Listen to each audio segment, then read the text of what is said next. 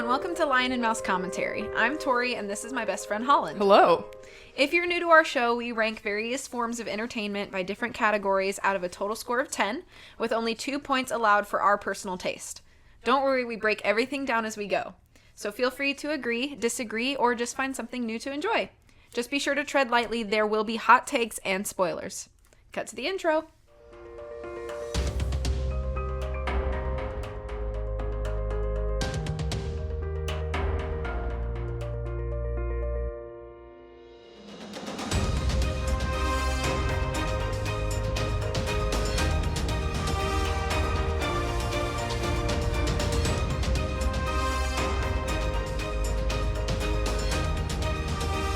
Okay, so today I chose Twilight for us to review.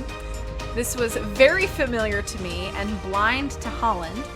If this is new to you, here's some spoiler-free background before we get into scoring stuff. So, Twilight was a film released November 22nd, 2008. It's based on the 2005 novel by Stephanie Meyer. Which we're reviewing the film this episode. Yes. Directed by Catherine Hardwicke, and the screenplay was done by Melissa Rosenberg. It was produced by Greg Meradian, Mark Morgan, and Wick Godfrey, with a running time of 121 minutes. The top 5 stars were Kristen Stewart, Robert Pattinson, Billy Burke, Peter Facinelli, and Taylor Lautner. The synopsis for this movie, if you Google the words Twilight film synopsis, this is what Google has at the top of the screen. Are you ready for this? I'm so ready. Okay, here we go. High school student Bella Swan, played by Kristen Stewart, always a bit of a misfit, doesn't expect life to change much when she moves from sunny Arizona to rainy Washington State. Then she meets Edward Cullen, played by Robert Pattinson, a handsome but mysterious teen whose eyes seem to peer directly into her soul. Edward is a vampire whose family does not drink blood, and Bella, far from being frightened, enters into a dangerous romance with her immortal soulmate.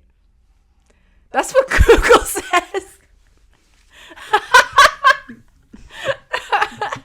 That's what Google says. Did somebody on Wattpad write that? Probably. I mean, that sounds like a Wattpad description, and I don't even read Wattpad. Did you like how I read it? Yeah, that was a great dramatic Thank reading. you. I was really trying to sell it. Mm-hmm. It was really good. So anyway, with that being said... Which, I mean, does that technically have spoilers? No, I don't think so. It's established stuff from the beginning. I mean, yeah. So, yeah. I feel like you would have to be somewhere without books to not know the general synopsis of Twilight. Right. But so now that we have that general synopsis out of the way, Holland, why don't you kick us off with our first category? All right. So our first category for movies is plot and story delivery. So total possible score of 2. I gave this 0 points out of 2. And all you Twilight people are just going to hate me this whole episode because I just don't have a lot of nice things to say about this movie. So go ahead and get your tissues ready to cry, and I don't care. But this plot is one of the worst plots of a movie. And we watched Persuasion, okay? And reviewed that. And reviewed that in season 1 of our podcast. So, I mean, just opening the movie is Kristen Stewart's character is narrating, which already just straight out of the gate is I'm not a fan of. I just think narration in film, I understand that a lot of films use narration to try and give you that inner monologue of the that comes from the protagonist in the book, because it's usually a first-person narrator. I don't know if the book was written from a first-person narrator's perspective, but I understand that a lot of times with narration, you're trying to use that in order to convey that inner monologue of your character. But I also think it's kind of lazy. Like, if you need that to tell a story, it's already, you're just kind of halfway doing your job. So that right out of the gate, I'm like, great, narration, boring.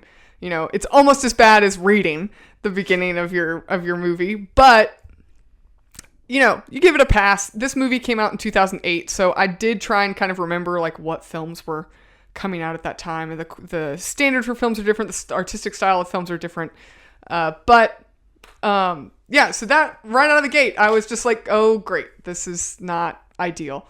In general, straight out of the gate, you establish that like this girl is moved from a town that she loves with her mom, who she loves and gets along with her.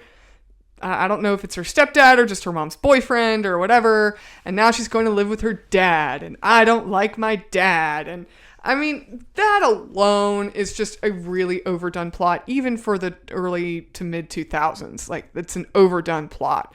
I mean, you have this angsty-ish teen, and she's, you know, living with her dad, and I don't like you, dad. I mean, just already, it's just kind of an overdone, boring plot. But I get it, it's the catalyst. I'll give them a little bit of credit. It's not the main concept of the whole plot, but just starting out of the gate, it's just, you know, overdone, overplayed, simplistic.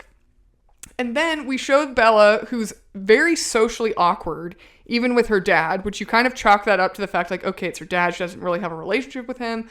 Like, maybe she's just a little awkward in general because she's a teenager and she's not getting along with her dad.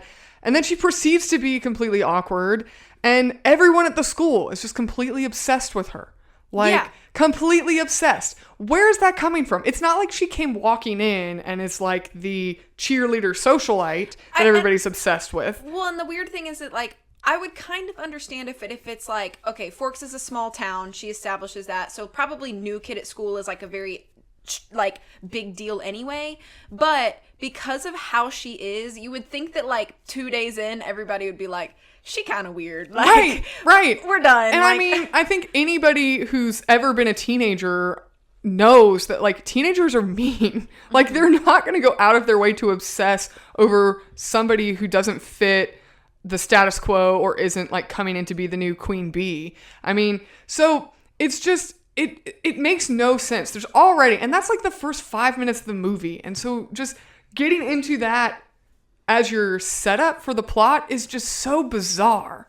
And then we get in, and there's just a lot of plot things that just don't make sense. I feel like that sets up for the fact that just the majority of this plot is just very thin and doesn't make a lot of sense. So proceeding into the film, I'm not going to like break down the entire film like this, but just this is just kind of where my notes were just initially. So the part where the Cullen family comes in, like, they're to school? comes into the school cafeteria or whatever. It's like all of a sudden they like captivate the whole room when they come in, but that would be like a tropey overdone plot point, except that they captivate the whole room walking outside of the building through windows that have half pulled shades pulled down. So that doesn't make any sense whatsoever. And then they come in, and I didn't put this in I'll talk about this later, but they come in, and there's all these kids that look about the same age, and they're all foster kids. This is a story. It's that they're all foster kids of Mr. and Mrs. Cullen are their foster parents. Then why do they all have the last names of their foster parents? That's not a thing. If you're a foster child, your legal name is the name you were born with. Your foster parents don't just change your name because they're fostering you. Your parents change your name if and when they adopt you and are now legally your parents or your guardians. And even then, a lot of kids who were former foster kids choose to keep their same last name. So why do all of these kids, well, 3 out of 5 of them, but still, have the same last name as their foster parents? Like, nobody even thought through that. It's like I don't remember if the book said that, like, Emmett, Edward, and Alice were, like, officially adopted in the story. I wonder if that was an oversight in the book too. I don't remember. But you're right. 3 out of 5 of them have the last name Cullen, and if they are only foster kids, that doesn't make any sense. So it's like, is the Cullen family so dense that they can't come up with a better cover story. Because later we find out, oh, it's because they're all vampires and they're all from different time periods and they all live together in this little vampire family. Like, okay, like I get that. So they're not foster kids. They're just all living together. So either the author has severe oversight here of something that's so rudimentary. It takes a Google search to find out if a foster child has the legal name of their foster parent or not. Or it's an oversight of the Cullens as characters, and it's like, I thought these people were supposed to be like the coolest people ever, and like they're really smart and they're great at hiding the fact that they're vampires, and yet they can't even like understand the concept of the American foster system, that they can't even cover their last name appropriately. It's just that alone. As soon as they said that, and again, this is in the first like 7 minutes of the movie, and I'm like, this already makes no sense. I found like 6 things in this plot that are just really weak and nonsensical and could have been solved with a Google search. Yeah. So that alone is just, I mean, that's just the whole plot of this movie. That just is like a little snapshot of my reaction this whole movie. I'm sorry, I keep butting in. Go ahead. Are making good points. I think I wonder if part of that is indicative to the fact of the demographic that these novels were like geared toward. Because like, what 14-year-old girl is going to care? You know what I mean? A foster kid? I guess so. That's true. Good point. Okay, moving on. So moving on to the plot. I mean, I think there's a lot of criticism of people with Twilight, and I don't disagree with it, but I'm going to try and avoid harping on a lot of the criticism of Twilight as far as like Bella and Edward's relationship, and is it a toxic relationship? It's not romantic. It seems just very bizarre and not really what you should want modeled for your teenage child. I agree with all of those kind of criticisms of the plot, so I'm just going to kind of avoid going down the route that's already been evaluated by numerous commentators. So kind of steering away from just the romantic problems of this plot. The whole movie just has so many plot holes in it. For example, the whole climactic scene where Bella is she confronts Edward and like finds out that she's doing all this research and like, the whole part of that. It's this really intense, supposedly dramatic scene. And she's connecting all these dots. We like watched her like do this research and like about these mysterious creatures / people, and they're probably vampires. And so she's connecting all these dots to link Edward to this mythological creature, which has never been called a vampire. But for some reason, Bella connects that this creature that has multiple mythical names across multiple different cultures, that is a vampire when we never see the word vampire. And then she just comes to the conclusion, oh, all these mythical creatures, you're a vampire. Like that just, we're not even talking about vampire things. It's not even coming to the conclusion that, oh, you're a vampire. All the things that we know about vampires is why I know you're a vampire. It's like, no, why wouldn't you call him like what that mythical creature? There's like the cold ones is what the cold Jacob ones mentions to her first. Right. And then when she looks in the book, it has like a like indigenous name, and like in Egypt, it has an Egyptian name. Right. It's not like, there's nowhere do we see like, oh, a vampire. That must be what. So she just connects all these dots and is like, oh, you're not this mythical creature I just researched. You're a vampire, which is just, again, it's like, could we not do a Google search or just like, somehow give a visual cue to your audience that like the vampire is the end conclusion? I feel like vampire is one of the quick montage words that we see when she's on the website, but it's like so quick. It's just like boom, boom, boom, boom, boom, boom. That like it's the only, and it's really not like lingered on. Like it would almost make more sense if that word vampire was like where she ended on her like website searching. Right. Like, oh. Right. But it's just so fast. It's like easy to gloss over. But I do think that we see the word vampire like on her screen, but the cuts are so quick. It's like boom, boom, boom, boom. And so it really doesn't feel. Yeah. But like, it wasn't, I mean, it'd be like me looking through like a Fae encyclopedia, being like, siren, fairy, you know, and you're like, oh, so what are you? Gnome. Like, you know, Right. like, oh, okay, cool. Okay, well, guess we just pulled one of those out of the Yeah, shelf. so it does. It feels like it doesn't really feel like a natural conclusion. Right. And then all of the things about the vampires that she like connects, like your skin is really cold, and like all of the attributes she's describing. Possibly fast. Right. It's the least monstrous monster you've ever heard described to you. Yeah. Like ever. I mean, except for the fact that they're supposed to drink human blood, which isn't even really mentioned. Right. Like, it's completely glossed over. It's not until Edward says, well, then tell me, what do we drink? You know, it's like not until he asks her the question that we even talk about that. Right. And even then, it's so glossed over so quickly. It's like we're trying to build all this tension in the plot that he's this horrible, dangerous monster. And he's like the least monstrous monster you've ever heard of or seen in your life. And except for the fact that he stands over her bed at night and watches her sleep and is a stalker.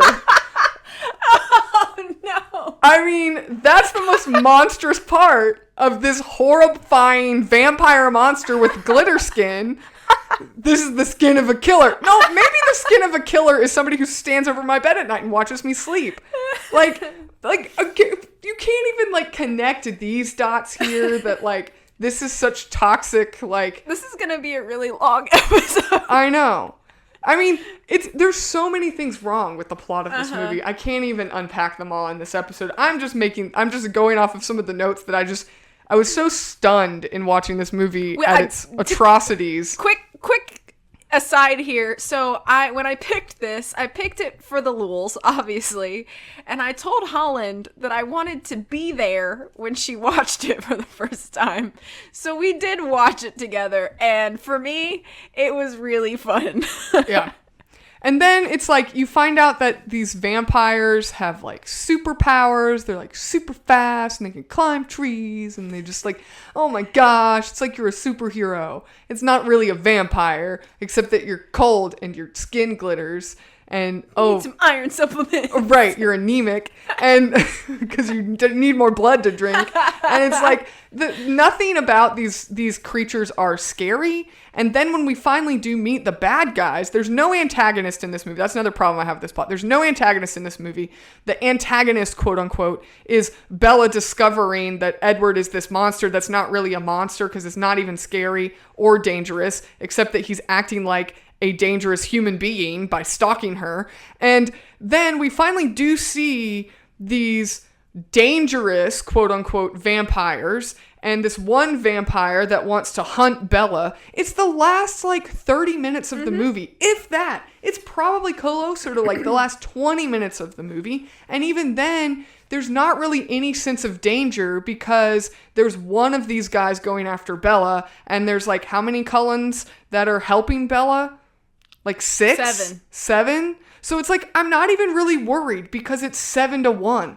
It's like, if there was some kind of plot point that like, oh, it's because we don't drink human blood, we're weaker than normal vampires. So that's why we have to, work together and stay together. And I mean, that could have been such a simple fix to give them a real threat of these vampires that do kill humans and are dangerous predators.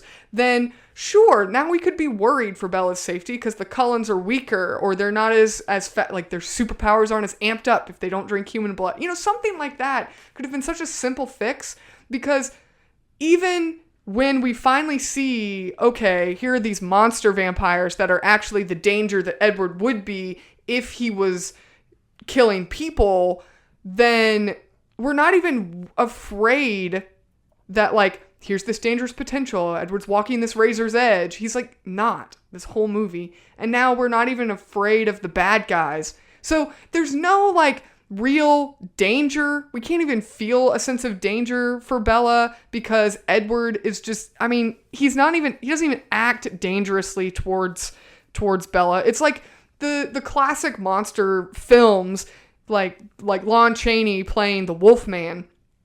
it's like you have this really human, approachable person, and then he turns into this horrible wolfman monster and now is very dangerous. True. And Edward never has that kind of moment happen with him or anybody in his family. So we never feel this real sense of peril. We're just taking his word that he is this potentially dangerous creature and he's immortal and he can't go out in the sun, and for some reason he really likes Bella, even though she's so socially awkward. She's the most socially awkward and like odd character in the whole film. Like, why is he attracted to her? Like, so the whole crux of the plot, which is this romance that doesn't really feel like a romance because they've known each other for 4 days. The whole movie takes place across the span of maybe a month. Yeah. It's like all of these factors don't give us any reason to care for these characters, and they don't give us any reason to like be worried that something bad is going to happen to them. The whole plot is just like, I'm figuring out what a vampire is. Oh, here's a bad guy at the end of the movie and he dies within 20 seconds. Like, so overall the plot just feels so weak and shallow. I can't even get really engaged in the structure of the plot. And then in addition, there's all these like weird things that don't make sense. Like the fact that they're foster kids with the appropriate last name. And I get that I'm like an adult watching this movie, and this movie, the target audience of this movie is like teenagers. Teenagers aren't stupid. True. You don't need to like you don't have to, that's because it's for teenagers is not it's not a valid excuse to not have lazy writing. Yeah, to have lazy writing Yeah. and not think through your plot holes. Some other things that I thought was just ridiculous.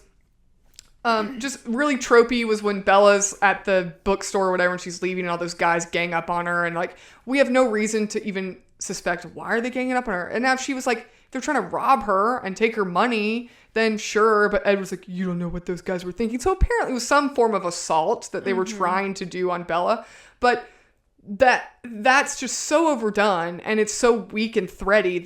It's like, I'm not even really worried that she's in danger because this is so nonsensical that these 5 grown men are wanting to take advantage of a teenager at a bookstore in the world's smallest town. Like, that just, it doesn't even make sense. It's not like she walked down a dark alley or she was, dropped her wallet and they were going to rob her. I mean, Spider-Man, intervenes in those kinds of situations all the time. And there's like real motivation for somebody to be a victim and he comes in and saves the day, Yeah. I don't understand why the climax of the movie is a baseball showdown and nobody knows how to play baseball properly. It's just like, this is the one thing you guys do together in your family activity, and yet you don't even play baseball right. Like, and then they go have a baseball showdown and then go to a ballet studio. It's like, none of this makes sense. None of this was set up in your plot a long time. There's no significance to any of this. We just have a throwaway line that Bella says she can't dance, then turns out she was a ballet dancer. Like, there's no significance. Why should we care about that? And now we have these like integral location. It's just ridiculous. It's not like, oh, Edward's on the baseball team and that's why I am attracted to him because he's an athlete and I think that's really hot. Like, we don't even go there. Yeah. Like, he's just this brooding weird guy and she's this awkward weird Who girl. literally looks like he's going to vomit the first time he meets you. Yeah. And some things we talk about with the dialogue is kind of because it helps deliver the plot. Like, nobody can enunciate properly in this movie. Everybody mumbles their whole way through the movie. That annoyed me a lot. Wouldn't that be an acting note? I don't know if I don't think so. I think it's a directing note, really. Okay. I mean, it could fall under characters for the dialogue, but the writing feels like it was written by a fan fiction writer. It's not well-written dialogue. The one thing that I thought, and I don't know if this is, I guess it'll fall into character, so I'll cover it then, but it's just the plot, it's so weak, and there's nothing in it that makes you care about any of these people, and it's not even an engaging story. It's not new, it's not inventive, it's not innovative. I mean, you can go with the concept of the vampires being new, but as far as their attributes and explaining why they behave the way they behave, but it never is really connected, and none of those aspects that are like, this is who I am, I'm a vampire, wow, let's learn about this mythical creature. None of that seems problematic. None of it seems interesting. None of it seems like it's something we want to learn and get to know more. It just all feels like this awkward teenage romance. And, oh, by the way, there's a vampire. What does that mean? Well, we don't really have time to tell you about that because we're going to just focus on these two characters and their weird dynamic with each other. And to me, that's just not a good plot. It's just not a good plot. And we were talking about this after we watched the movie together, that a lot of these issues and the lack of dynamic and interesting facets of a plot really could have been fixed if Edward and Bella had a pre-established relationship and now they're friends, or maybe they are dating. Maybe they just are already a couple and then she finds out he has this big secret. And that already is more interesting of a plot because you have this foundation of a relationship and now it's this, you can have the emotional plot points of she feels betrayed, she's kept a secret, she felt like she knew his family and now she doesn't, they have a secret too. And it could be a much more dynamic plot if she isn't trying to get to know this random boy that she likes at school. Oh, and he's a vampire. It just felt really clunky because we couldn't really do either of those things. We didn't really learn anything about Edward because we had got to learn about vampires. And we can't really learn anything about Bella because she's trying to just obsess over Edward. It just all felt really awkward and not well put together. Mm-hmm. And maybe there were some good bones there at one point, but I don't know. I don't think you could even really say that. I think that's really being really generous. One other plot point I had was if this is like the smallest small town ever in the middle of Washington or wherever, and it is Washington, right? Forks, Washington. For some reason I was thinking Oregon, but I think no, maybe was it filmed in Forks? Yes. Okay. Mm-hmm.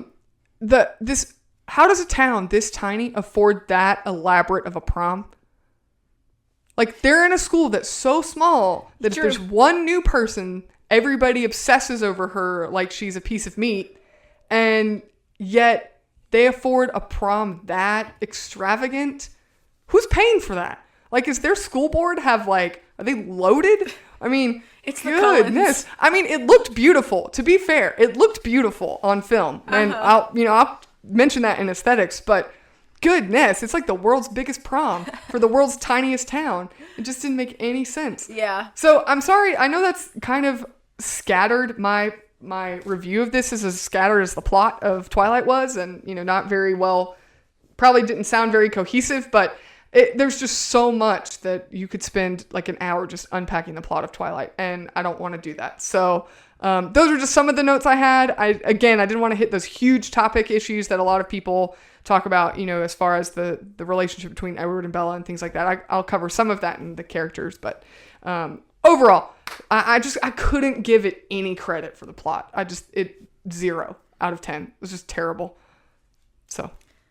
So what's your score? 0. Right. Out of 2. 0 out of 2 for plot. Here we go. Okay. So for me, for plot and story delivery, out of 2 points, I gave it half a point. And I'll explain where that one little half point will come from, okay? So a lot of what you said is very valid. The dialogue is so cringy.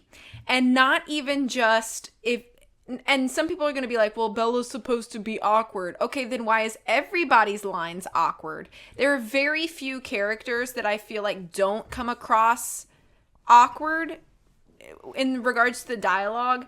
And I don't think that's necessarily the actor's fault. I think that it's just hard to deliver natural lines when the lines are not natural in any way.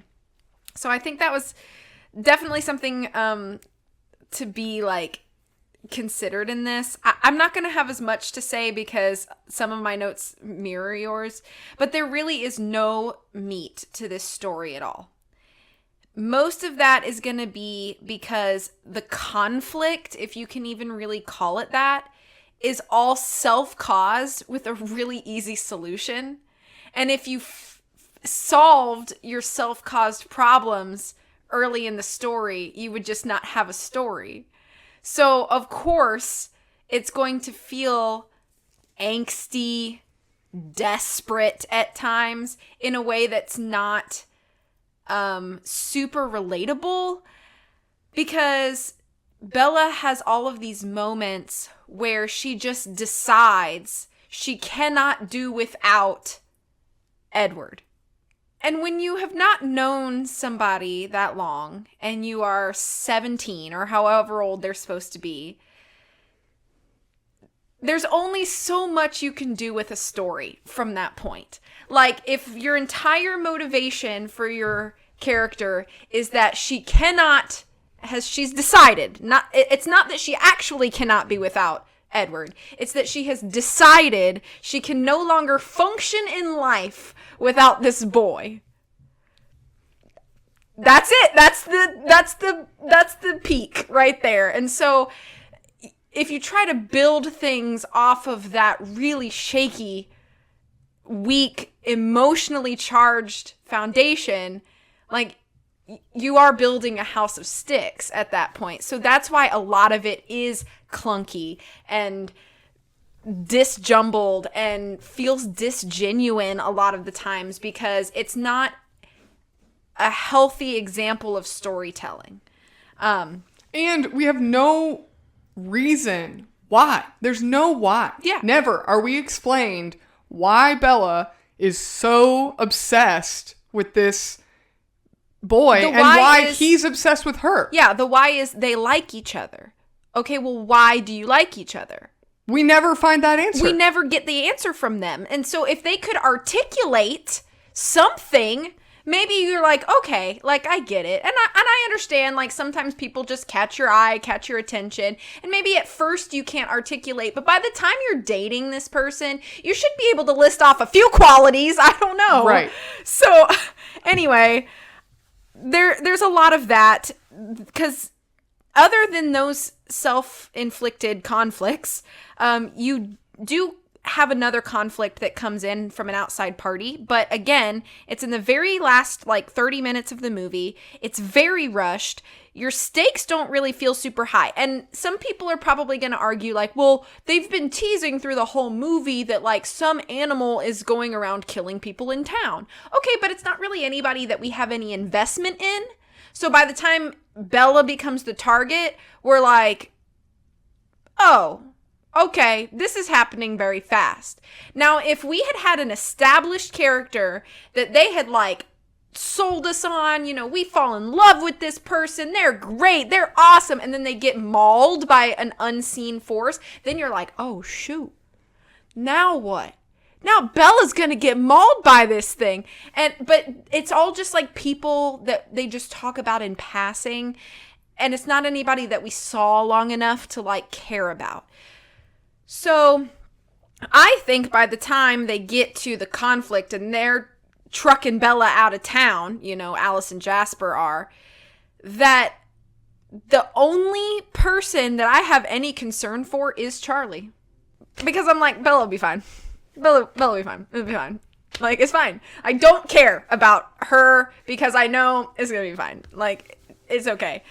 And when you have no regard for the safety of your protagonist, that's a problem with your storytelling. So that's something to be, what's the opposite of commendation? I don't know. Criticized. That's something to be criticized, I think. The pacing of this is really odd. It's an hour and 10 minutes or an hour of establishing what vampires are and the fact that Edward and Bella like each other. And then 30 minutes of rush, fight. Oh no, gonna die? No, not gonna die. Everything's cool. Done. And then so it feels so unbalanced, the pacing. You have no way to, like, you're just, like, chilling, you know, watching, maybe getting a little sleepy, and then you're like, oh, things are happening. Oh, we're done. And that's how the movie goes. And flows like that, I think, are not super engaging, I guess, for lack of a better term. They're just not really engaging because you have to invest a lot of, like, wait time. And who wants to invest wait time in the beginning of the first movie in a series? Well, and they didn't even just commit and just make it a drama. It's like you don't have to have action to have a compelling story. There's True. a ton of movies out there that are extremely successful. And But again, the shaky foundation means there's nowhere for you to go. Right. And so you can't even have a dramatic film. Like, you could have completely taken out the plot of the bad vampires at the end, and it would have been, you could have just committed to making a drama. But then it's like they decided to make 3/4 of one movie and 1/4 of another movie and just smush them together. Right. So here's a question that I pose. Does this movie have a moral or a lesson? Is that the goal of Twilight, is to teach us something? Well, it's not a cautionary tale because there's no poor consequences. Precisely. So there is no moral that you learn from this movie, nor that either of our protagonists learns from this movie. There is no lesson that we as a viewer or those protagonists learn. So from beginning to end, it's content with no, like, purpose. And I think that's kind of what this movie can be boiled down to, is there is no purpose. If you gave us like one string, like one lesson or moral or, I don't know, characteristic that we can learn or build, okay. But there's none of that. There's nothing. There's no purpose to this.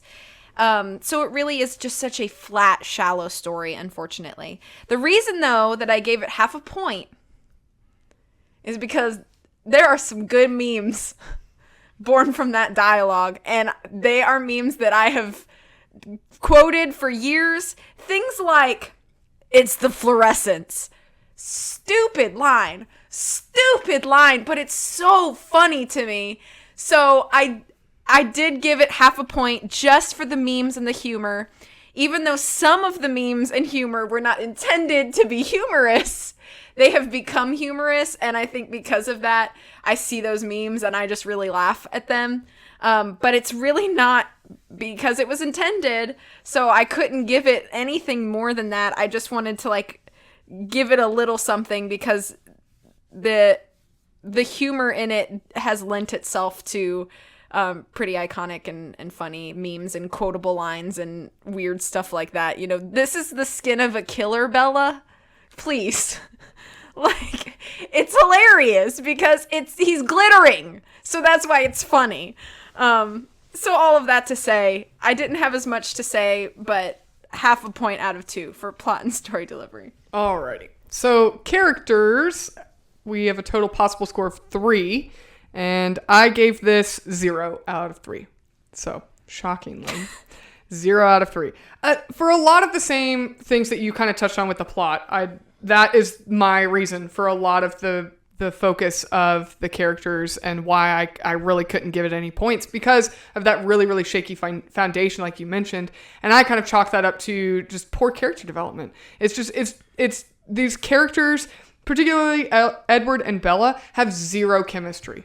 Absolutely zero chemistry. I mean, in our last season, if you want to take a listen, The Amazing Spider-Man with Andrew Garfield and Emma Stone have incredible chemistry. Palpable. Yeah. I mean, you could watch the whole movie and just enjoy it because their chemistry is so good.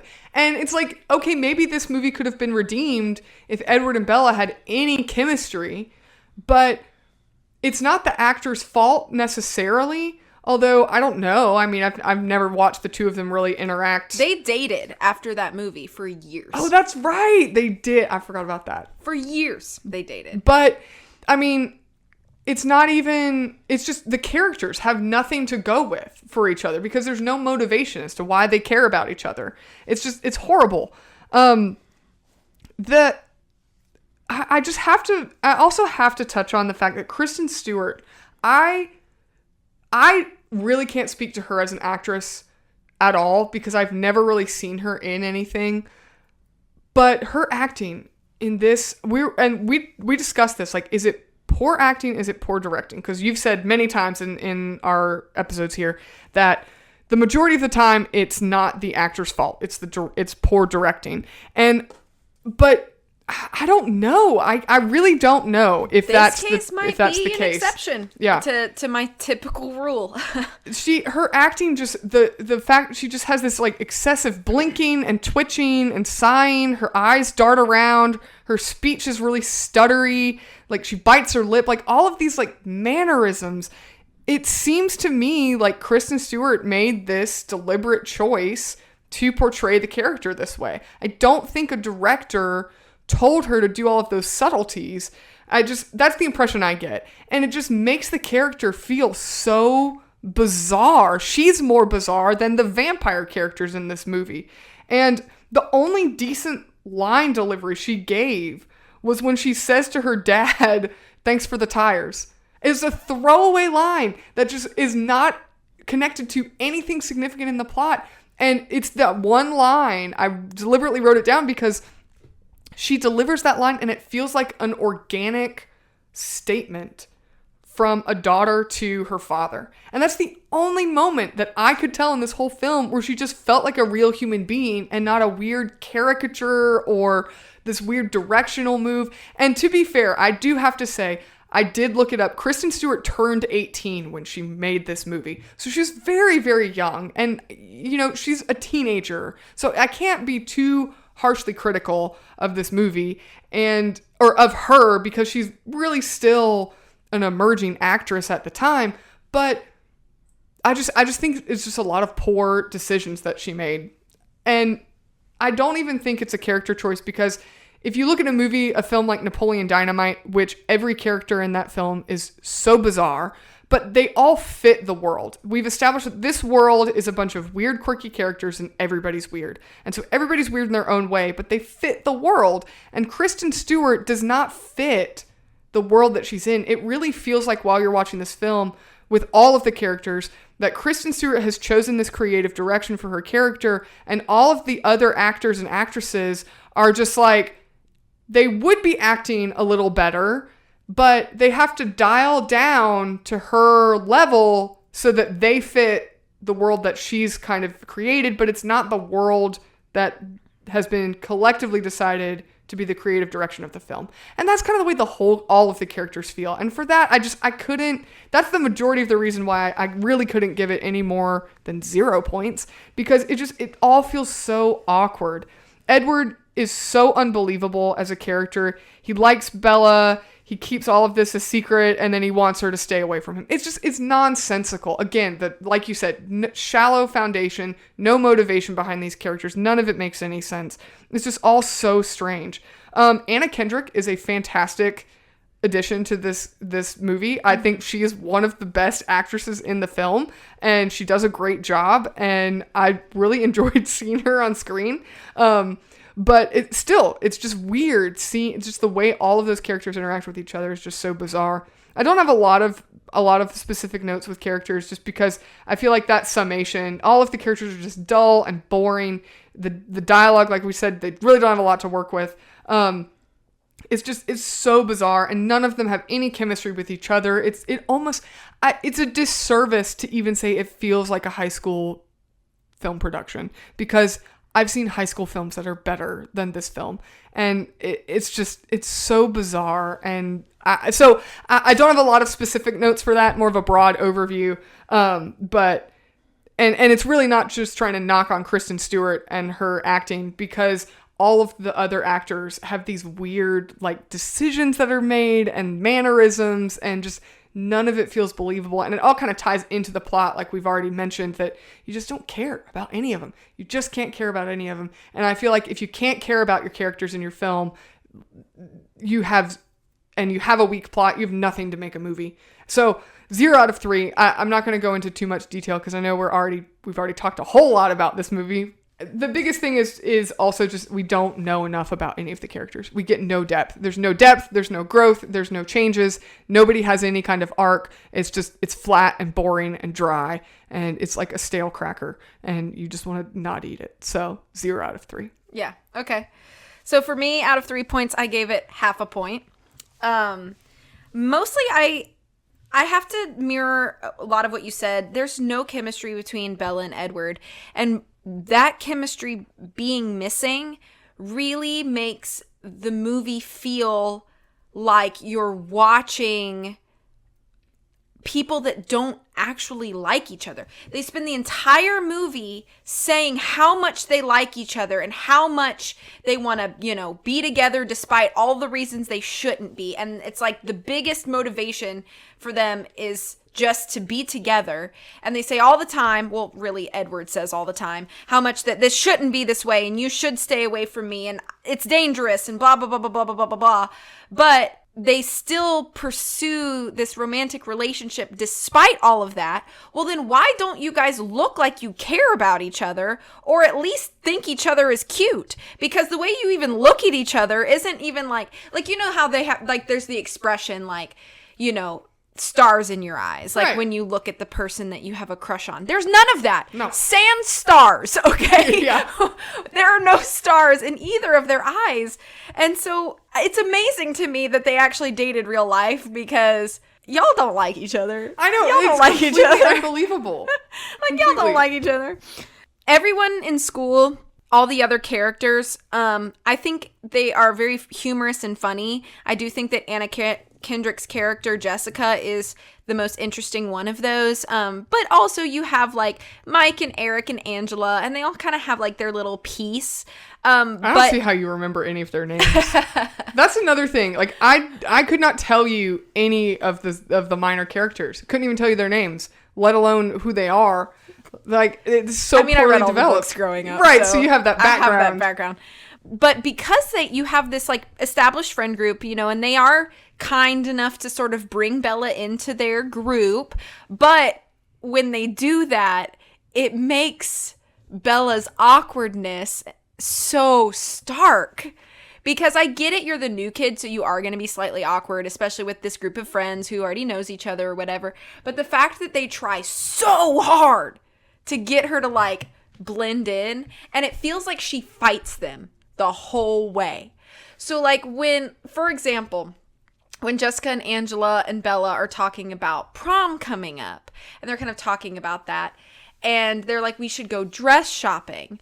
And Bella has already said she has no plans to go to prom because she turned down Mike and I think Eric, both of them. Or maybe just Mike. I don't remember who asked. Multiple offers, okay? Which, again, makes no sense. So Bella has already established she has no plans of going to prom. Of course, she ends up at the prom with Edward anyway because, screw you guys. Like, I'm just going to go.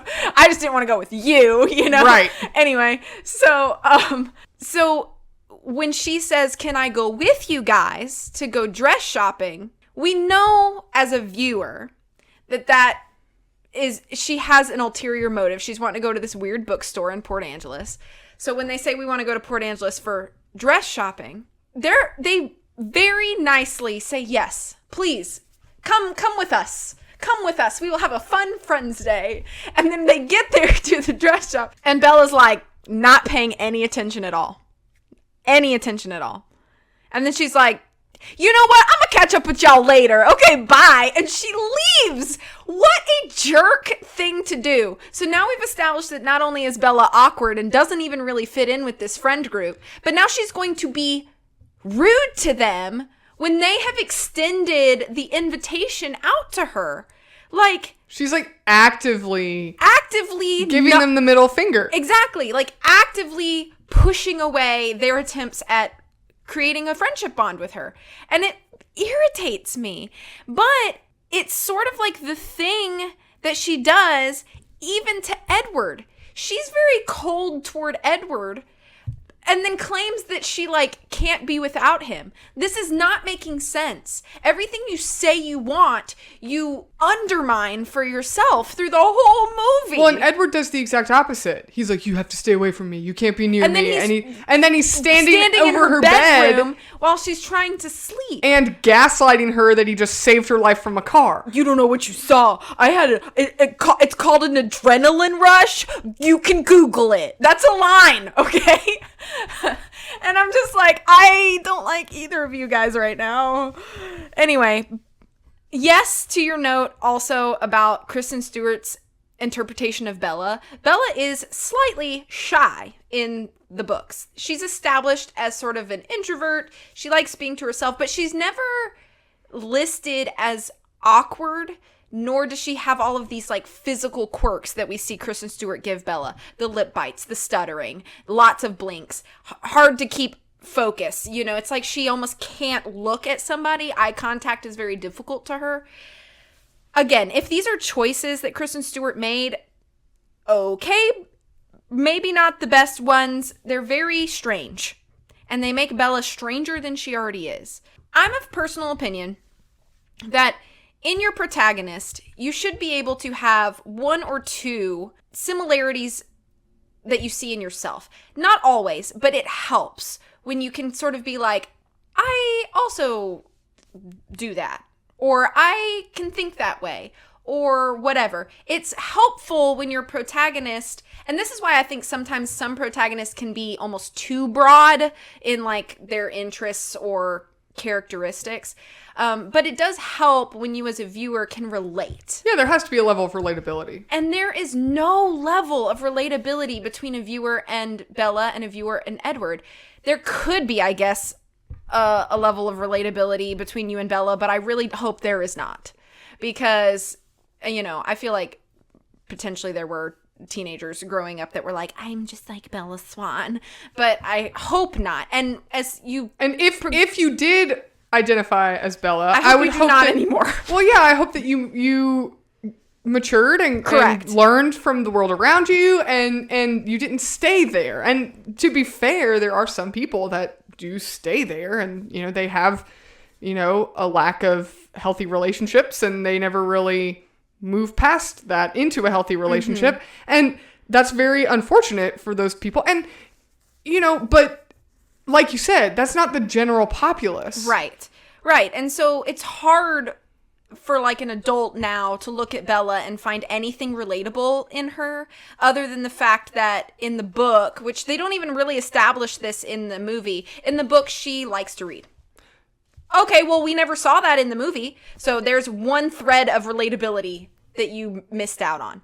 And just the way that she's portrayed is just so unnatural. Like, and if she's trying to portray Bella that maybe she has, you know, something that we don't see on the surface, you know, perhaps like, and I hesitate to say this because I'm not assuming this. I'm just trying to understand what Kristen Stewart was doing. But maybe she's like, you know what? I think maybe Bella has a smidge of autism or something. Right. Then, okay, all right. But your portrayal doesn't seem super fair to those who may be able to relate on that level, because it doesn't feel like the sorts of things that are really true to people that have that. Right. So it just feels like Kristen Stewart came in and was like, I'm going to make these choices. And it just was so messy that by the end, you just can't like Bella. And it's difficult to watch an entire movie when you don't really like your protagonists, either of them. And on Edward's side, I feel like Edward's number one emotion is angst, and it gets so boring so fast. Like angst and like desire, I guess, are his two biggest emotions. Which angst always, well, I shouldn't say always, but the emotion of angst always comes from an unsatisfied desire. Right, so that's what I mean. That's it. That's all he has to go with. He wants to be with Bella, but he feels like he shouldn't, so he's angsty. Right. So, and it's just so flat, because after, you know, 2 or 3 explanations that link back to your angst, like, okay, I've heard it all. Like, there's nowhere else for you to go. And there's just no healthy basis, execution, or substance to this romance. There's not. It's not like Bella is insanely kind to Edward when everybody else sort of like doesn't want to approach him because of, you know, his family and like the fact that he's like, a little weird. Why couldn't they have made Kristen Stewart this like super awkward like pariah of the school that nobody wants to be friends with, and Edward's the one person that's kind to her, or that, other way around? But like there's no like nothing is really based on any sort of sense of like selflessness or sacrifice between them. Like, it would be one thing if, you know, Edward is like actually kind to her and like ask her how she's doing and like, do you need help with your homework? But there's no actual like kindness extended from either party. It's just angst, and it's just so boring. Like, it really is. And the most interesting thing is the fact that he ain't human, but there's Even no that's actual boring. stakes Yeah. like wagered in the fact of their relationship, because it's like, oh, well, I've been quote unquote vegetarian for many, many years, so you good. I mean, we're all here in society acting like normal humans, so like, you good. Oh, it'd be one thing if Bella had like run into him camping and he was like not a vegetarian, and then they hit off this weird romance, which, you know, obviously would not also would not endorse romance, but it would be more interesting if he was like, I want to kill you right now, and because I just killed a dude 20 minutes ago, but like, you kind of pretty, so I'm not going to. Like, at least it would be more interesting than what we get. Right. Still not an ideal example to set for anybody, but right. And the other thing is like, you know, like you said, your characters either have to have some level of relatability, or it has to be somebody you can idealize and aspire to be like. Right. And none of these characters have that either. Right. And let me talk about the Cullen family for a second. So, I was going to talk about Jacob, but he's really, really a throwaway character in the first book and movie. So, like, I'm not even going to really talk about him at all. But the Cullen family, you know, they're trying their darndest to like welcome Bella into the family, and like, they make her dinner. They're doing their best, okay? But everybody's like looking at Rosalie like, you need to be nice to her. Actually, I think Rosalie got a point, okay? She's maybe one of the more interesting Cullens, especially in the beginning, because she's like one of the ones that's very vocal about how like, this is not a good idea. You guys are dumb and stupid. And so the part where they're all splitting up, like, we're going to take Bella to whatever, and, you know, we're going to chase a guy, and blah, blah, blah, blah. And Edward throws Bella's coat at Rosalie and says, put this on so that the tracker picks up Bella's scent. And Rosalie says a line that is honestly maybe one of the more brilliant parts in the movie. And she goes, why? Who is she to me? And, like, honestly, girl, preach. Yeah. Because you're right. You're out here, like, causing conflict with other vampires for the sake of this girl that you don't even have any chemistry with, and don't pretend like you actually like each other. So Rosalie is correct. Well, and here's another thing that would have also been more interesting if we even explored this as a question, is like, how many girls has Edward done this to? Right. He's like, 100 years old? Like, yeah, if he was supposedly born in 1901, then when this movie came out in 2008, he's 107. So here you have this 107-year-old man who's been 17, an angsty 17-year-old for 100 years, or, you know, 90-something years. It's like, it would have even been more interesting if, you know, Rosalie was like, oh my gosh, Edward, this is how many girls are you going to do this? This like, is the fourth time. Right. Or whatever. And that would have been more interesting for Bella, who doesn't even have that question. Like, here you have this immortal man, like, how many other girls have you been smelling? And saying that you can't read their minds, and that you're one in a million. And, you know, and it's even, not for Bella because she's such a weird character, but like, every other teenage girl would have those questions. Yeah, you're right. So, all of that to say, there's no character arc that is executed or completed by our protagonists. So, really, the half point that I gave is for some of the minor characters, such as Jessica, Rosalie. There are some good moments, I think, with Charlie, Bella's dad. But overall, it's just difficult to root for protagonists like Bella and Edward. So, half a point out of 3. All right. So our next category is aesthetics. So possible score of 2. I actually gave this half a point out of 2 for aesthetics. There's a couple things that are horribly wrong with this movie, I think.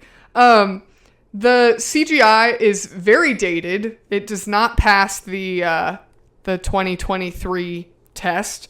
Even the opening scene with the deer and vampire that we later learn vampire attacks this deer. It looks like a man just hugs it and that's it. Like, I was expecting something a little more ferocious looking, but nope, just gonna give a deer a hug and then cut to black. Just in general, the score really I think is just really off-putting.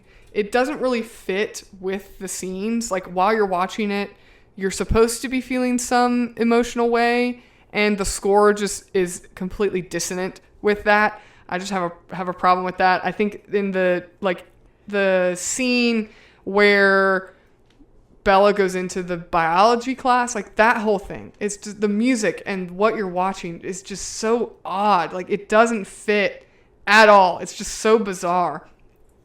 I think that a lot of people, I think that in general, Twilight kind of started this weird trend and parody trend with their weird color correction. Everything just looks really green and blue and yeah. It looks completely unnatural. And I understand that, like, you make aesthetic choices, like creative choices of how you want the film to look, but it just seems makes everybody look kind of sick and gaunt, and it's just so odd. It makes your characters and your environment feel even more weird than the portrayal that you're watching. It's just really off-putting. The scene with the car crash where Edward saves Bella is like the least action scene I think I've ever seen. And then just Tyler at the car like yeah, and then Edward jumps in front of the car and saves Bella. Wow. And it almost is like, it feels like a throwaway moment. Like, it doesn't even seem like this big impactful moment. And then just the cuts between shots are just weird, and the editing's really bizarre.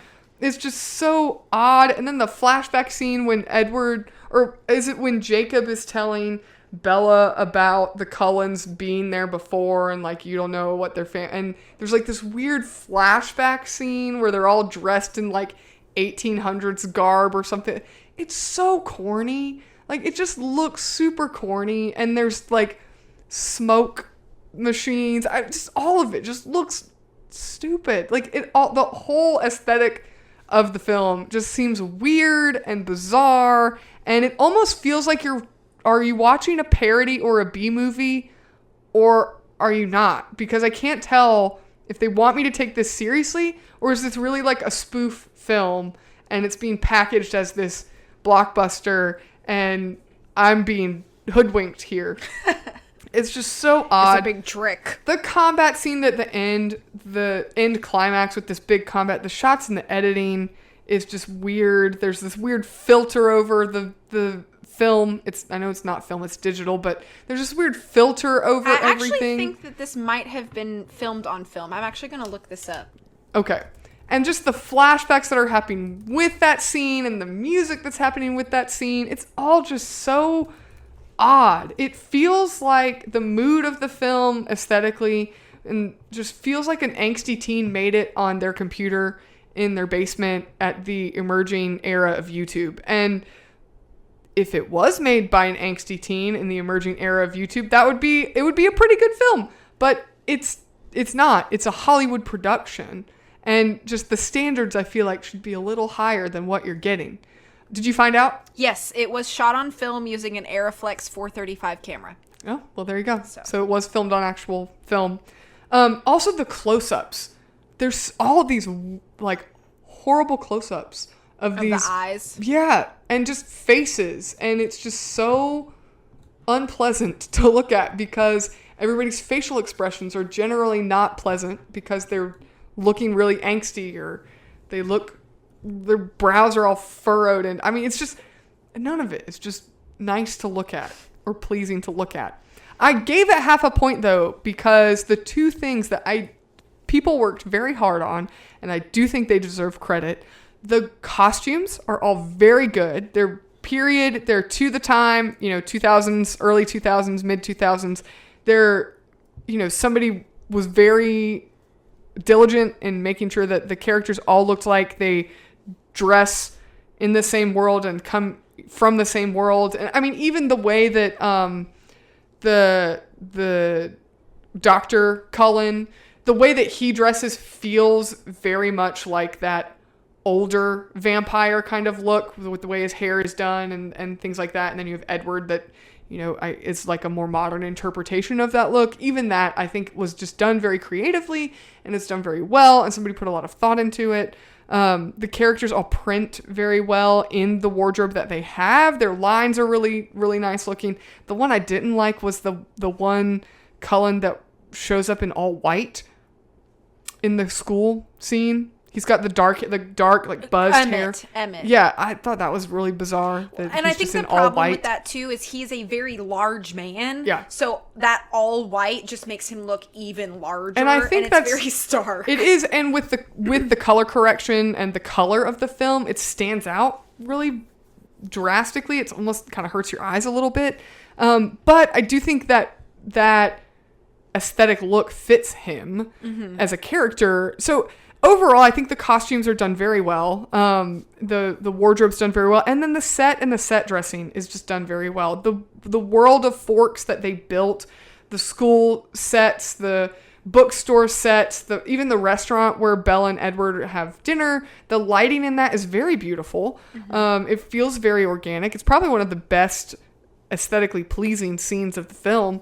But the baseball scene, the costumes are really eclectic and kind of look kind of thrown together and look like they come from different time periods. But then it's just ruined by this weird like green and gray film filter, which now we would call it a filter. Then you'd call it a film or a screen or a gel or whatever. And it's this odd look to the film overall. But those two things I really did appreciate when we were watching this film. I also think it's very difficult to make vampires look pale without them looking like a Halloween costume pale. And I think they did a good job with the makeup. Although I did notice a couple times with Edward in particular, they have all these extreme close-ups of his face. And I at least noticed there were times where his ears looked so pink because they forgot to put makeup on his ears. They put it on, his face, but then they missed his ears. Maybe they thought that the hair was going to cover more than it did, or maybe it came off when they were, readjusting or in between shots. And that's not anything that I think deserves harsh criticism because that's kind of just the nature of filming. But I did want to kind of give some credit there, but it's very difficult to appreciate that because the rest of the aesthetics are just so garish and tough to kind of digest. So 0.5 point out of 2 for aesthetics. Okay. For me, for aesthetics, out of 2 points, I gave it 1 point. I do want to talk about the bad things first, and then the few things that I did like. So let me talk about color temperature for a minute. Naturally, different light sources have different color temperatures. It's just the way the science works. So indoors, your incandescent bulbs are going to have a yellowy or orange color temperature. Fluorescents naturally give off a green color temperature. And outdoor light, so sunlight, you would think sunlight, big yellow, bright. But actually, sunlight gives off a blue color temperature. That is the science behind the way that the light is, I guess, dispersed. I don't know all the science behind it, but I do know that sunlight actually has a blue color temperature. However, I think what they were going for with the look of this movie was the fact that Forks is supposed to be the rainiest place in the continental US. So we're going to make it look as gloomy as possible. And by doing that, they leaned really hard into the blue-green. I don't know if they never color corrected their film through the lens of the camera, because it would, filming in Forks, Washington, have a very blue color temperature naturally.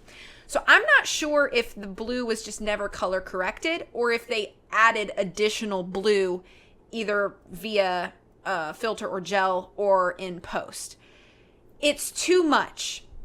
They should have color corrected this more to a natural white. You get this effect, And it's really unfortunate because a lot of the sets and locations that they've chosen for this movie are beautiful landscapes. Forks, Washington looks like a gorgeous place. I'm not going to lie. It really does. And that's another thing I noticed, that the shots of the woods and surrounding landscape were really gorgeous looking shots. And then, like, especially when you move toward, like, the beach, you know, the Push beach that they go to in the film, and, you know, it's supposed to be part of the Quileute Reservation and all that good stuff. Gorgeous landscapes that are all made to look very samey because they're all the same color, blue-green. And I think it was a disservice to the aesthetics of this movie to lean so hard into that for the sake of maybe an emotional response. Because Forks is gloomy, Bella is gloomy, Edward is gloomy, everything is super gloomy. And I think while they were trying probably to go for a sense of cohesion, where that everything looks the way you're supposed to feel, or everything looks the way that your protagonists feel, it ended up being a disservice because you can't distinguish any of your outdoor sets because they all look the same. So I think they leaned too hard into something and the execution ended up going against what it could have done. So that's my color temperature rant for a minute. The few times that we don't have the blue looks awesome. For example, the scene where Bella is saved in Port Angeles by Edward from the assaulty dudes or whatever, and then they show up at the restaurant when Jessica and Angela are leaving, and Edward's like, I'm gonna make sure she eats, and the girls are like, yeah, okay, and then they go in and have dinner, right? And nothing is blue. You get these nice warm tones from the lights in there, and you know, you, even though it's very shadowy, it's like nice shadow, it's like comforting kind of shadowy. And I'm like, this, why couldn't we have different looks like this through the whole movie? Why did we have like 2 scenes in the whole movie that are not blue and then everything else is blue? If we want to be realistic, in the school, everything should look more greeny white instead of blue because there's fluorescents in there. So if you're just wanting to make things look more like exaggerated natural, then why didn't you do that in the school? No, you didn't. You just slapped the same blue filter on inside the school building as outside the school building. Now things are not making sense. Now I know that these were intentional choices that I don't like. Anyway, moving on to something else. The edits in CG, atrocious. I know it's 2008. I know you're probably thinking, 2008. Okay, look, I think we talked about this when we were watching it. Iron Man came out in what? 2008. Iron Man's CG and effects still stand up. Do Twilight's? Nope. Hold on tight, Spider Monkey, while I zoom in weird sped up film. Yeah, weird frame per second situation here. My feet aren't touching the ground. I can tell that Edward's on a wire when he's climbing up this tree because he's like swinging away from it. Right. Like, right. This had to have been done. You know what they could have done? They should have green screened, put a tree sideways, okay? Fake tree. Make it a fake tree. He can crawl up it like it's vertical, make it horizontal, okay? Crawl, okay? Wow, now we actually look like we're getting somewhere. Then you take that section of tree, that fake trunk, and you patch it onto the real forest. Nobody would have known. You know, nobody would have known. Back in like 2008 era, there was a YouTuber, I don't know if he's doing anything now. I think he actually went to work in Hollywood, if I remember correctly, but you know, who knows? That was a long time ago. But I believe, if I'm remembering correctly, his name was Freddie Wong, and he did all of his work in After Effects, and his work looked better than Twilight. So it's not that, I actually don't know what the budget for this movie is, so let me not say something that's incorrect. However, his budget was larger than a YouTuber. Right. If a YouTuber can be doing this, then your box office film could be doing this. There are other solutions to CG than this weird blurring the people to make them look fast. Are we Sonic now? Like, gotta go fast, I guess. It's just so strange. What they should have done is they could have slowed... Okay, this is just my idea. You film your landscape, you film your actor going through the landscape, you put your actor at like normal speed, and then make everything else seem like it's blurring by.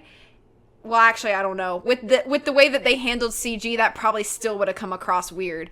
Either way, there were solutions to the problems, and they just didn't they just chose not to. I mean, there's films that are 50 years older than Twilight that are more convincing. True. Okay, so now I want to talk about some of the things I do like about aesthetics. The score, I'm not a huge fan of. However, the soundtrack of the movie, pretty decent. We get 2 really good Paramore songs. And then there's like a few other things, not necessarily things that I like gravitate towards, but you know, you get like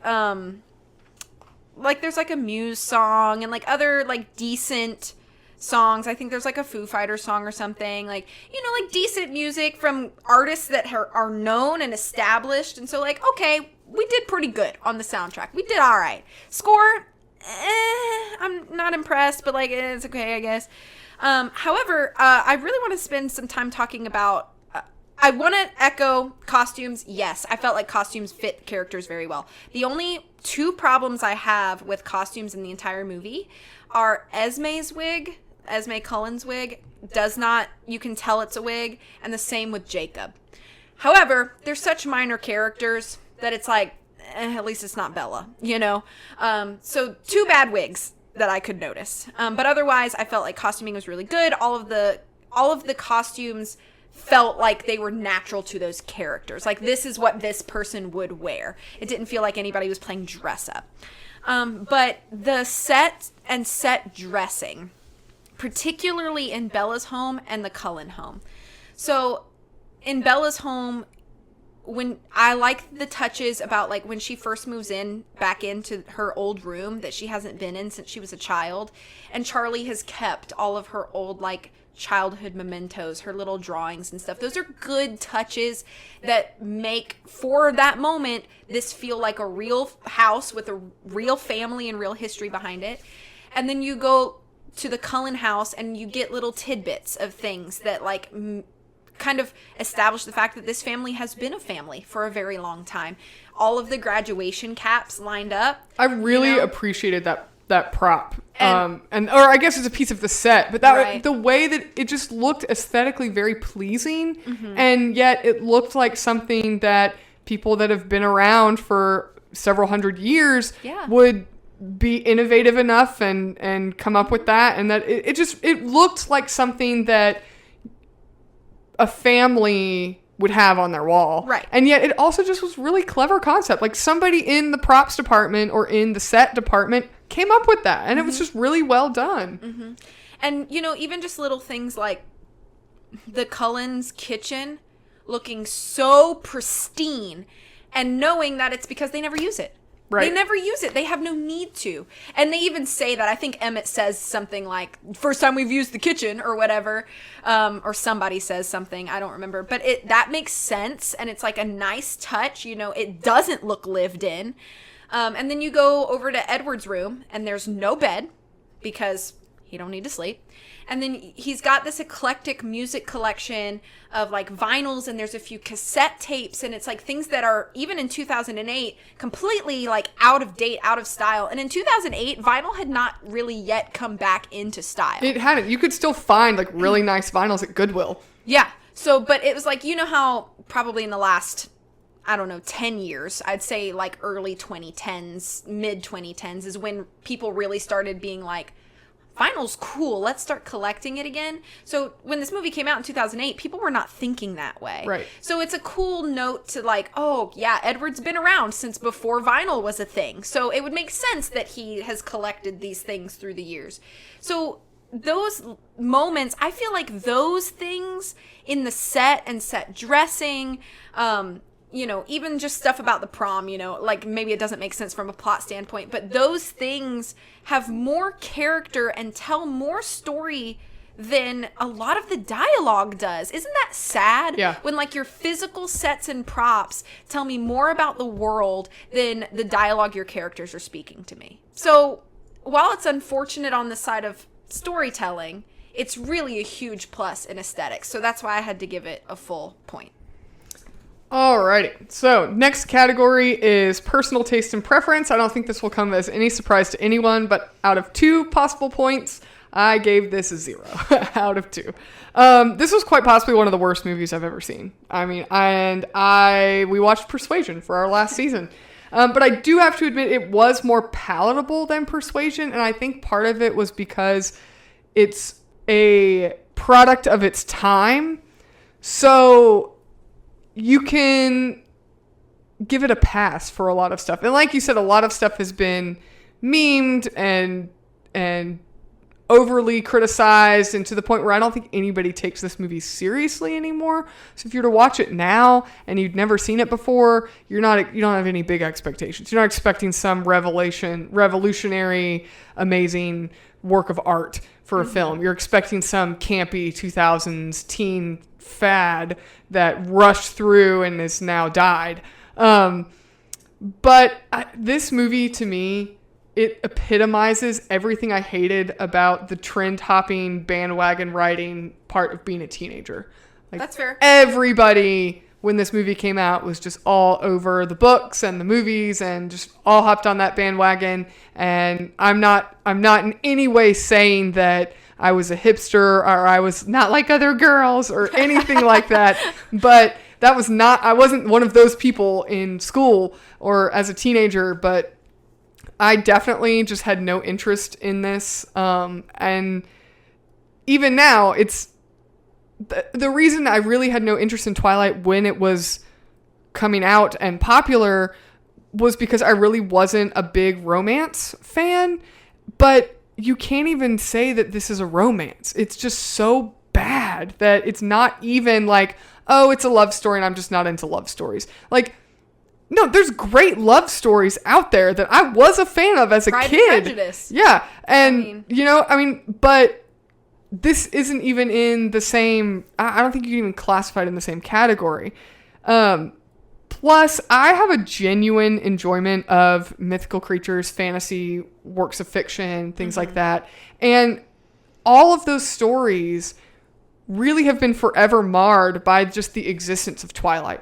The way that it repackaged vampires, I can't be upset about it because as an author, you have a right to change myth and lore and create new characters. So I'm not in any way criticizing Stephanie Meyer for trying to do something new, but the way that this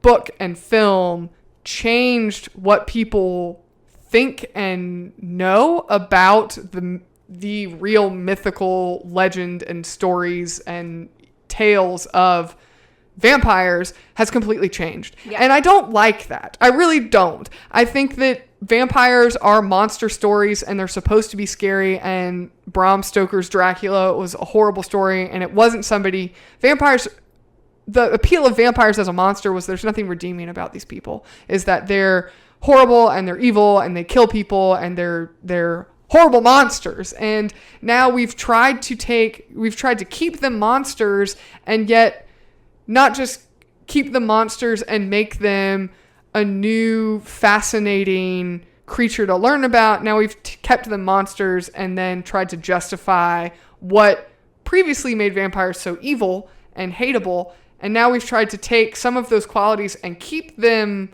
wrong and yet repackage them and make them attractive to young teenagers. And I mean, we can argue the morals and ethics of that process all day long, and this, I'm not getting on a moral soapbox here, but just as a storytelling, retelling and repackaging this historic villain of the vampire into this sparkly, brooding, angsty teenager that's not even scary, I just really don't like that. And I think it's a disservice to a long-standing myth, and to people that genuinely like mythology and mythical creatures and fantasy, everyone has a right to change and reinterpret and create something new. That I'm not in any way knocking that. Sure, be creative, but it did change when you're like, oh, I like, stories about monsters and sea monsters and werewolves and like Twilight? No, not like Twilight at all. Actually, the exact opposite of Twilight. I like stories where the werewolves are bad guys and there's hunters trying to kill them. Like, I like those stories. And so forever, I had to stop saying anything about whether or not I thought vampires or werewolves were cool, because then everybody the association just is said, now so strong. and they would think that, oh, you're the kind of person that likes Twilight. Like, no, I actually don't like Twilight. I like the stories where it was the original monsters of like Van Helsing and even in Marvel Comics, they had interpretations of vampires and werewolves that were, scary and dangerous. And, it just took all of the excitement and appeal of these myths and just made them something that I really didn't enjoy. So a little bit of a soapbox there, but not trying to be preachy or anything. So I apologize if that's off-putting. But in general, this film as a standalone, even aside from all of that, I really just didn't enjoy it. Now, I might, watch it again if I had, some alcohol, or really for the purpose of doing something like this. We got more movies in the series. Oh man. It was fun to watch it for the purpose of this podcast, because I had a reason to watch it and I was allowed to be critical of it. So I would watch it again just to really provide live commentary about how bad it is, but I wouldn't watch it again because I genuinely enjoyed watching the film. So 0 out of 2 for me. Okay. For me, out of 2 points for personal taste and preference, I gave it 1 point. And a lot of that does lie in the fact that I do have nostalgia attached to Twilight as a franchise. I was not obsessed in the way that a lot of teenagers were around my age, but I liked the books and I liked the movies okay as a teenager. As I've gotten older, I look back at that and I'm like, wow, there were so many problems that maybe I didn't entirely identify when I was that age. It's undeniably bad media. It is. And I'm not in any way saying, my rose-colored glasses means that I can say that, this was literature that should be taught in English classes or maybe it could be used as an example of things you should not write. But it does remind me of a fairly happy part of my life and childhood and adolescence and just simpler times, life was not so complicated at the time. So, when the worst argument that I was having was Team Jacob or Team Edward, it just, there's I have a little bit of a soft spot for that period. So, and, that association with Twilight comes from that period. So that's why I genuinely have to give it at least a point, because I do look back on it with some fondness, despite the fact that it's not good media. It's not good storytelling. The characters are not admirable, nor were they people that I looked up to, thankfully, or should have looked up to. But because of that nostalgia, and this is the category where that nostalgia is allowed to play a factor, so I'm allowing it to. But I'm giving it 1 point out of 2 because of that. Yeah, I think that's why we have this as a category, because just for those reasons. So last category is creativity. So total possible score of 1. This was the hardest for me to score because some factors we take into account in this category did this media do something new or unpredictable? Was it a milestone? Was it iconic? And, is Twilight iconic? Is it iconic for all the wrong reasons? Is this film creative, or do all the creativity points just go to the source material of the book? So it was tough for me to decide what credit do you give in this category. Fantasy teen romances are not new. A teenage girl falling in love with a horrible monster who loves her too, and they have this weird romance. That's not new. It's not new. It's been around forever. What is it?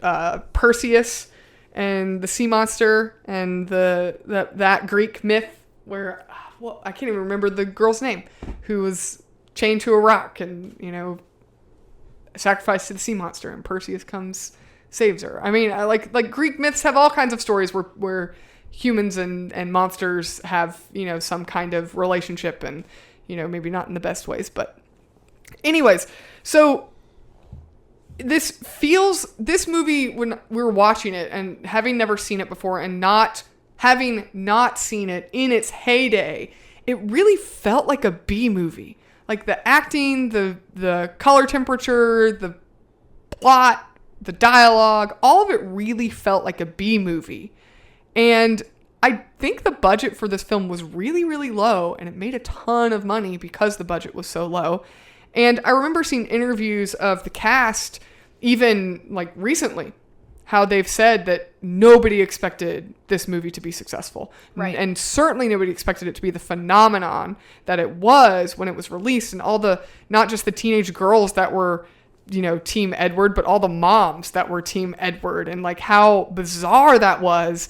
And nobody planned that when they set out to make this movie. And I think it shows, which is not a bad thing. I think it shows that the actors and the actresses were all just pretty humble and doing their job and there to do their work. And I think that's admirable. But the fact that this feels like a B movie and it should have never seen any success, all of the criticism that we gave really should have kept this movie from being successful. So for that, I think that the fact that it survived in spite of all of its atrocities and is still being talked about, I gave it 0.5 point out of 1 for creativity. I think that's being extremely generous because I don't think this film specifically does anything creative, but the fact that we do a lot for if something was iconic or a milestone or a critical piece of media, and I don't think this is necessarily a critical work of film that should be, immortalized for generations to come by any means, but it was extremely successful and did make a huge impact in pop culture and in fantasy teen fiction moving forward. I think that Twilight, the way that, years later, the Hunger Games brought post-apocalyptic media to the forefront and made that a genre in teen fiction that was successful, Twilight really opened the door for teen, what I guess you would call it, supernatural fiction, meaning, vampires or, quote unquote supernatural or fantasy fiction or mythical creatures, for teen fiction to have that genre and it be successful and marketable. There were a ton of media after Twilight that kind of rode on its coattails. And so for that reason, even though I think that credit belongs to the books, this film helped and assisted with that whole movement in teen media. And so for that, I give it 0.5 point out of 1. Okay.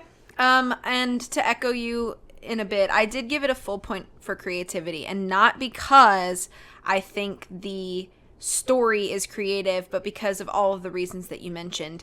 I think the phenomenon that was Twilight, and the fact that we got 5 movies based on the 4 books, and the success of those movies was stable and high through the entirety of the film releases, did sort of open the door to, like you said, that sort of wave of that sort of young adult fiction with the supernatural sort of, or fantasy with the romance elements, those sorts of things.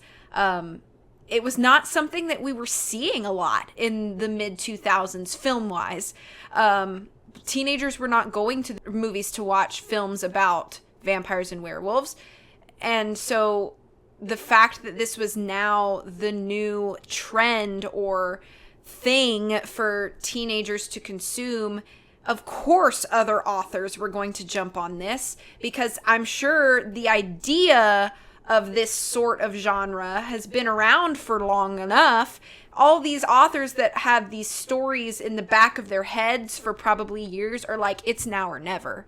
And probably found success, maybe, of course, not to this degree that Stephenie Meyer did, but found success because after you've read Twilight, what's the next thing? Let me find something similar, because it was just the trend of consumption at that point for, especially young girls, but I think, even probably some teenage dudes were, on that sort of trend. Or they wanted to find a male version of Twilight, Right. something that was a little more appealing to their demographic and that had the vampires and the werewolves and their war between the two or whatever, but it was a more male-dominated protagonist and storyline versus a female. Sure. Yeah. So because of that, it is iconic in the simplest sense of the word. When you think back to that era of media with young adults, Twilight is always going to be there. It's just going to be. And from 2008 to, I think the final film was released in 2012 or 2013, I'm not entirely sure, they pumped these movies out as soon as they realized that first movie was, wow, this has now become swept the worldwide phenomenon. We must capitalize on this movement, on this momentum. So they pumped those movies out. Whether or not those actors wanted to do that, I'm sure they realized the profitability of continuing the series at that point. So they did. So because of that, because it is iconic in the simplest sense of the word iconic, I had to give it a full creativity point. Okay, so your final score? My final score for Twilight is 1 out of 10. Mine is 4 out of 10. I was a little more generous, but I still think this might be my lowest score. Yeah, this is definitely mine. I think it matches my persuasion score, actually. Yeah. So there you have it, folks. Final thoughts? No, I don't really have any. Okay. All right, you ready for some lightning round? I am ready for some lightning round. Okay. Favorite character? None of them.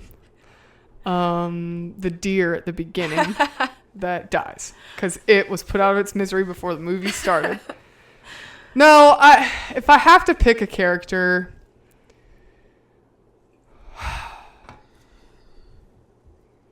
I don't know. They're all really annoying. I think if I had to pick a character, I would pick Anna Kendrick's character just because I like Anna Kendrick and I think she does a good job, but not because I like the character. Oh, okay. So if I had, I like Anna Kendrick, so I would pick her. Okay. I would pick Charlie. Yeah. He's probably my favorite character. I don't even like him. Okay. I don't like him. I don't mind maybe I would pick the vampire, the blonde vampire that doesn't like Bella because Rosalie? I don't like Bella. Okay. Maybe I would pick her. You and Rosalie be chilling. Maybe. On Bella. Yeah, maybe. Yeah. Like making fun of her in front of her face. Yeah. Maybe I'd pick, so I'd pick her. Like Rosalie. Okay, Yeah. cool. Least favorite character? Bella. Okay.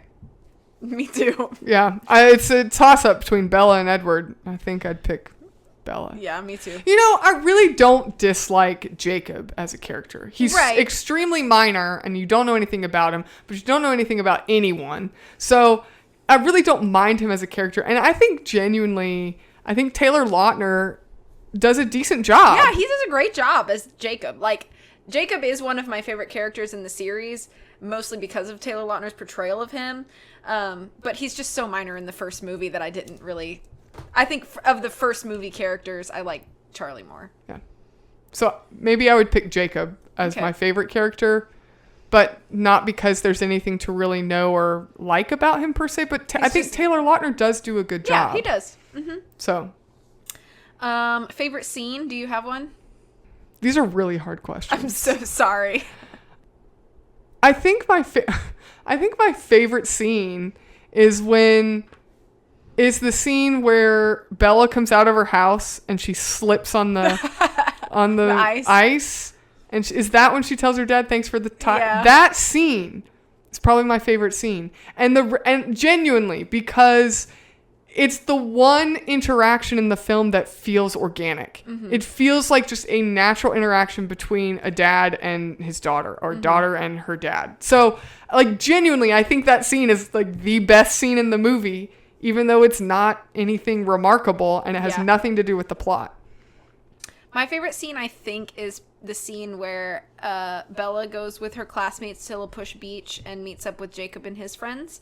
And Jacob is telling her the, like, why his friends said that the Cullens weren't welcome here. And I think that's actually one of the better storytelling moments of the entire first movie, is just Jacob being like, haha, it's really stupid and obviously fake, but, like, here's the legend. And Bella, like, actually, and it's because she doesn't really say much. She's just kind of listening. But I like that scene and how it is a little bit of, like, a spark for, like, Bella to go back and do something. It's a spur of action, as insignificant as it ends up being in the end. But I think that scene actually feels, like, fairly natural and is, like, a nice storytelling point from a viewer's perspective, because you get a lot of good, like, backstory information under the guise of this is the dumb legend. Here's what I don't like about that scene, is that once you find out about Jacob, which I know because it's pop culture, not because I've seen the second movie or anything, but Jacob has a secret, and this is not a spoiler, but Jacob has a secret that the Cullens, it's like he clearly knows the Cullens have a secret, and the Cullens therefore know that he has a secret, or his family has a secret. So why would he stir the pot to try and expose the Cullens when they can just expose him? So, if I remember correctly, Jacob does not know that the werewolf stuff is real. Safety from spoilers. Next question, favorite set or, like, landscape? I think the beach is really nice. I mean, it's cold, and I would not go swimming in it because I'm from the South It's and very the Atlantic. clearly like Pacific Northwest beach. Yeah, Like the big rocks I think it's a good, and things. And... It's a good touch. And I do think the Cullens house is actually done really well. Like Edward's room and, the hallways when they're walking up the stairs and the graduation caps and the kitchen. I think that's done very well too. But I think that I would say the beach. Okay. Yeah. Okay. Next, would you didn't answer the question? I have to answer. Okay. Mine is probably the Cullens house. I just think, like I talked about in aesthetics, like I think it tells more about them to us as a viewer than like anything else in the story. So, and I kind of like that it's literally like in the middle of the woods. Like nobody knows that it's there. I still think they should have had Edward sleep in a coffin or hang upside down. Like a bat. Yeah. Okay, next question. Where would you rather work? At the hospital with Carlisle, at the police station with Charlie, or at Forks High School with everyone else?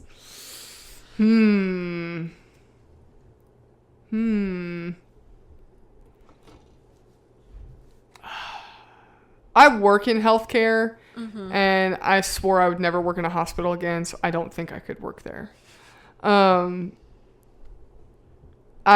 Although working with Dr. Cullen would not be... I feel like he'd be a pretty good boss. Yeah, he seems like a pretty chill Be a dude. cool dude to work with. Police, I don't know. I mean, the high school sounds horrible. It sounds absolutely horrible. But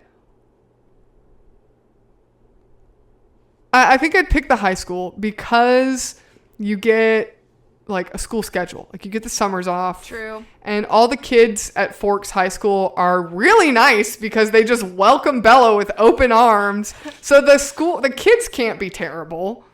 You know, they're like the absolute opposite of what typical high school students are like. Yeah. Their budget for prom's really great. Yeah. So I'm sure they don't have any problems with funding. So I'd probably go with the high school. Okay.